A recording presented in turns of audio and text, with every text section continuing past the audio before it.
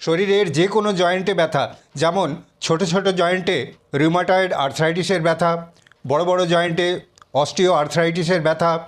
তাছাড়া ঘাড়ে সার্ভাইকাল স্পন্ডিলোসিসের ব্যথা, কোমরে ব্যথা বা লাম্বার স্পন্ডিলোসিসের ব্যথা, সায়াটিকার ব্যথা, গাউটের কারণে পায়ের বুড়ো আঙুলে ব্যথা কিংবা অন্যান্য যে কোনো জয়েন্টে ব্যথা, তাছাড়াও মাংসপেশিতে ব্যথা, জ্বরের কারণে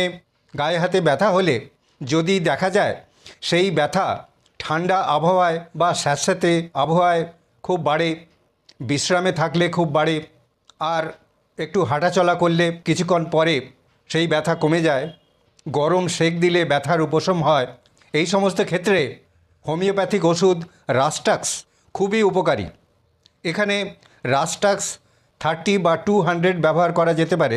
যদি দেখা যায় এই সমস্ত ব্যথা যন্ত্রণা খুবই অ্যাকিউট, অর্থাৎ খুব অল্প দিন ধরে আক্রান্ত,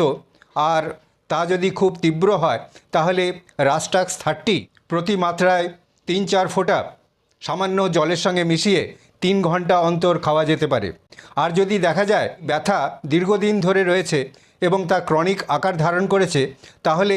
রাস্টাক্স 200 প্রতি মাত্রায় 3-4 ফোঁটা সারাদিনে 2 বা 3 বার খেতে হবে। এইভাবে কয়েকদিন খাওয়ার পরেই দেখা যাবে এই সমস্ত ব্যথা যন্ত্রণা ধীরে ধীরে কমে আসছে।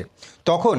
ওষুধের ডোজ সামান্য কমিয়ে দিতে হবে, অর্থাৎ রাস্টাক্স 200 প্রতি মাত্রায় 3-4 ফোঁটা সারাদিনে 2 বার খেলেই এই ব্যথা ধীরে ধীরে একেবারেই চলে যাবে